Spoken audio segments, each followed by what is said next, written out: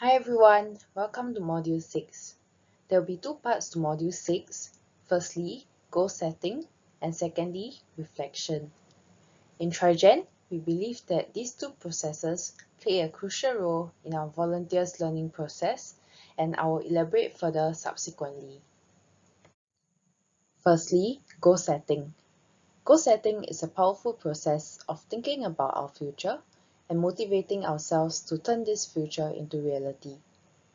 S.M.A.R.T Goals is a well-known goal-setting tool that helps us set realistic goals and plan measurable actions to reach these targets within a time frame. So what does S.M.A.R.T mean?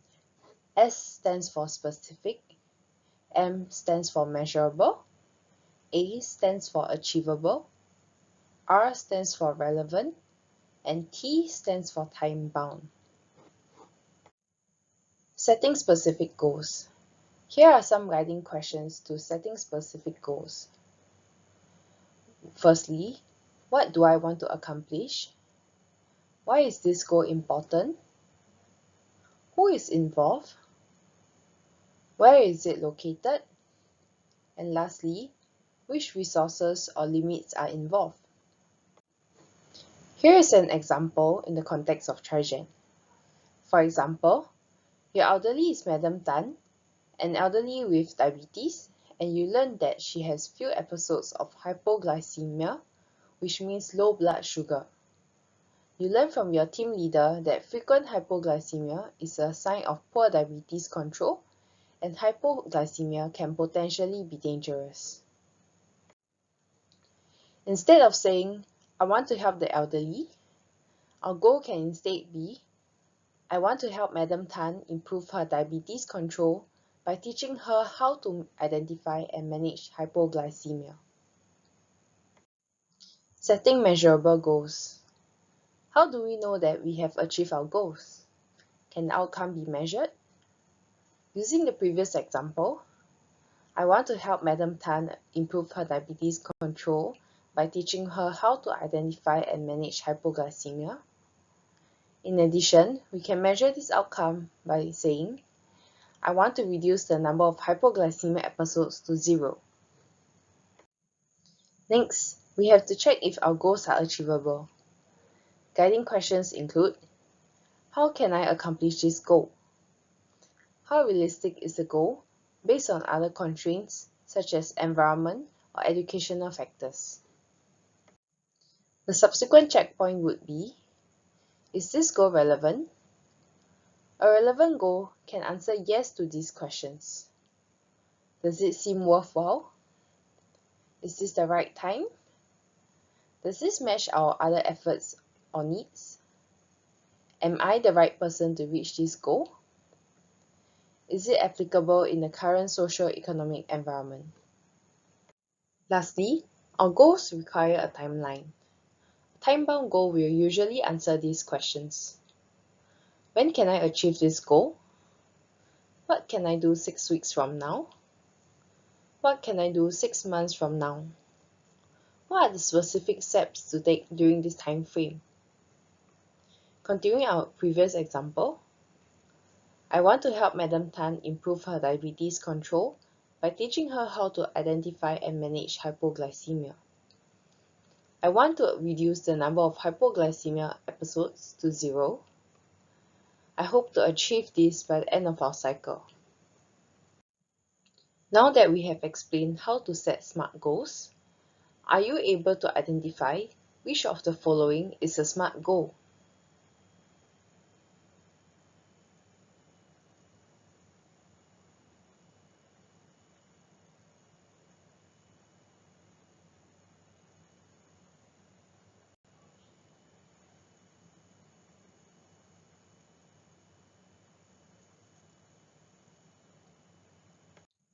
The second option is the right answer. It is specific, the outcome is measurable, it is achievable and relevant to Trigen. There is also a timeline for the goal. I would like to end off the segment with this question. What would you like to achieve by the end of this cycle with Trigen?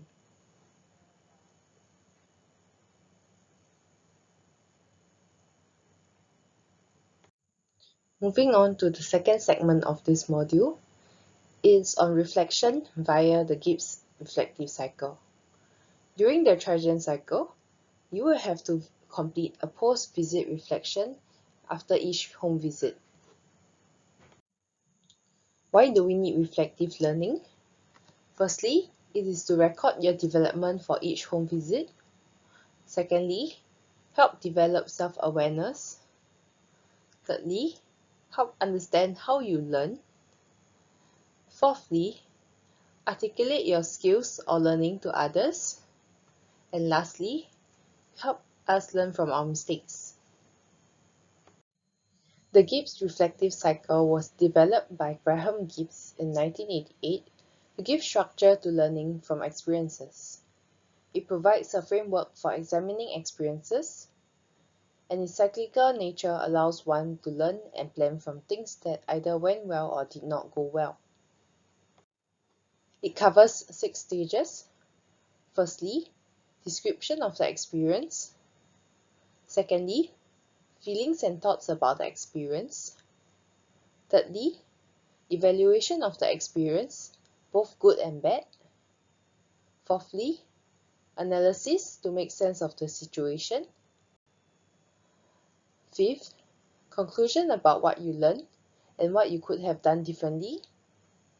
And lastly, action plan for how you would deal with similar situations in the future or other appropriate general changes.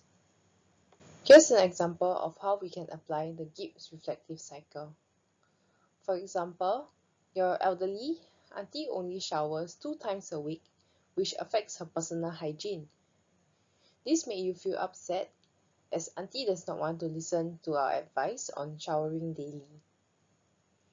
Evaluation of the situation. Auntie understood the need to keep herself clean, but she is not keen to go to the toilet to shower every day. Upon further analysis, auntie does not walk much at home and thus get severe knee pain when she walks to the shower.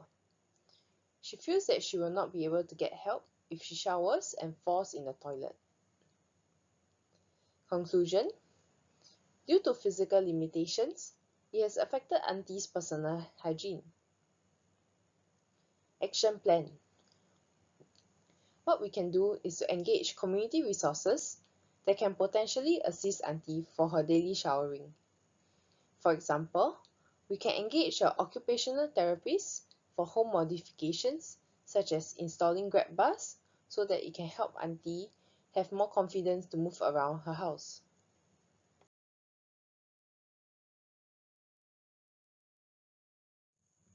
You have reached the end of this module.